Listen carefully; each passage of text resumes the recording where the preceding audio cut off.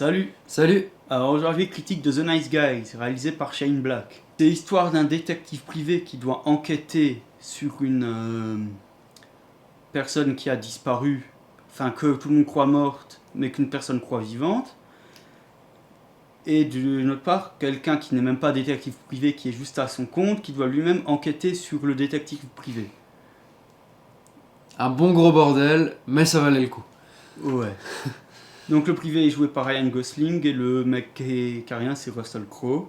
Donc c'est réalisé par Shane Black. Alors il a réalisé Iron Man 3, ça c'est ce que tout le monde connaît. Il a réalisé Kiss Kiss Bang Bang. Et surtout c'est le scénariste de L'Arme Fatale des 4 opus. Et justement ça nous rappelle vraiment les années Arme Fatale, ce film. Donc si vous êtes nostalgique de la fin des années 70 et des années 80, faut aller voir ça. Ouais. C'est un super film. Message simple, je pense. Il est dit pendant tout le long. Enfin, c'est Ouais. assez contre tout ce qui est pollution Et magouille politique aussi. magouille politique. Et les lobbies des voitures. Voilà. Enfin, tous les lobbies qui veulent polluer.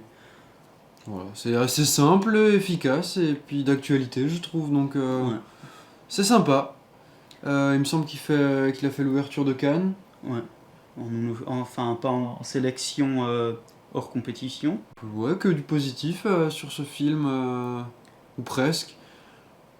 Donc, il y a quelques faux raccords qu'on avait relevés. Ouais. Il y a juste quelques faux raccords, Ah. mais pas très très importants. Mais flagrant quand même. Enfin, surtout, au bout d'un moment, t'as une femme qui est dans l'arrière-plan qui disparaît. Oui, c'est le plus gros. C'est le plus gros. Sinon, dans l'ensemble, ça Oui, va. ça va, c'est très bien. C'est juste qu'on en a remarqué un faux raccord. Voilà. Sinon, c'est des petits faux raccords de cigarettes. Ouais. Alors bon, le film il alterne très bien entre le comique, c'est une comédie, mais il y a des passages sérieux et qui restent sérieux et qui sont très prenants. Les personnages sont simples, efficaces, Ouais. très bien joués. Ouais, ah oui. En même temps avec des acteurs comme eux, Oui. ça pouvait être que bien joué. C'est sûr. Donc ça rappelle vraiment le duo de l'Arme Fatale. Voilà. Ah oui, le personnage de Ryan Gosling, il a un problème avec Hitler. Oui, Ça, c'est le côté assez comique, on sait pas pourquoi, mais il a un gros problème avec Hitler. Dès que quelque chose lui plaît pas, il fait la comparaison avec Hitler. pour lui, tout le monde, c'est Hitler. Voilà. Dès qu'il y a un truc qui lui plaît pas, c'est Hitler. Et voilà. Alors, il arrive que des énormités dans le film. C'est vraiment ouf, c'est vraiment les trucs auxquels tu t'attends vraiment pas. Et ça le surprend bien. Ouais. Moi, je sais que c'est un film qui m'a vachement fait penser au Inspecteur Gadget, en fait.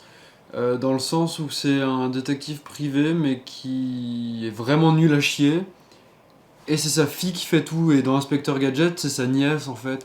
Du coup, c'est vrai que le rapport entre les deux m'a vachement fait penser à Inspecteur Gadget. On a le droit à des très beaux plans. Par exemple, le plan d'introduction, on a un plan sur toute la ville. Et il va se rapprocher au fur et à mesure de la maison, vraiment très près, jusqu'à qu'on puisse vraiment bien voir le chien. Voilà. Et il y a un autre plan comme ça, c'est en fait d'abord les deux ils sont en voiture, on a le plan sur la voiture, ils arrivent à une villa, ça s'élève au-dessus de la voiture, ça te montre la villa, ensuite ça s'élève encore, ça te montre toute la ville. Et c'est magnifique. Il y a aussi un très beau travail de reconstitution, c'est cohérent, c'est... Ah si, un petit truc que j'avais relevé, c'est que d'un moment ils projettent un film qui est en Super 8. Et sauf que le format du Super 8, il me semble que c'est du 4 tiers. Et là, c'était en 16 neuvième. Moi, que c'était un enregistrement en 35, mais alors qu'il y a vraiment de mauvaise qualité. Oui. Ouais. Ou à moins qu'ils ont recadré, ça c'est possible aussi. C'est peut-être violent de passer du 2,35 au 4 tiers. Bah, ça nous ferait comme si on avait un plan filmé par un iPhone d'un coup, je pense. Ouais.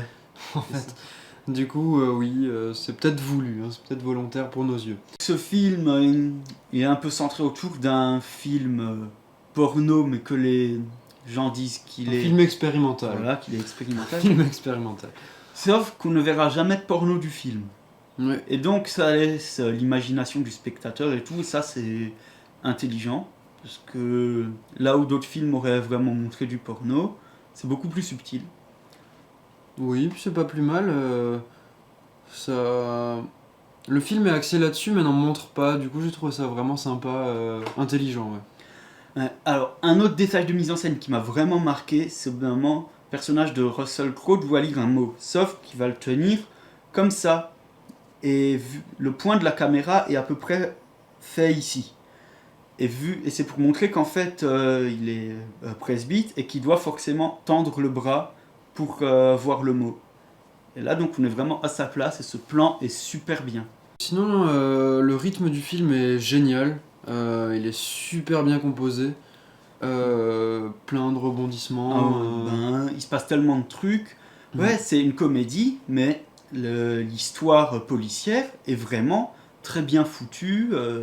C'est pas un truc tout simple. Ça se tient, c'est très bien. Ouais. Non, franchement, il est super bien rythmé. Voilà, c'est tout pour nous. Moi, je vous conseille d'aller le voir. Je pense que toi aussi. Oui. Ouais, Oui, c'est une bonne comédie, bien faite, bien tout ce qu'il faut. Bien divertissante. Voilà. Et en même temps intelligente, son message est très très très bien. Et Ouais. c'est important. Que du bon. Que du bon. Merci d'avoir regardé cette vidéo. N'hésitez pas à partager, ça nous aide.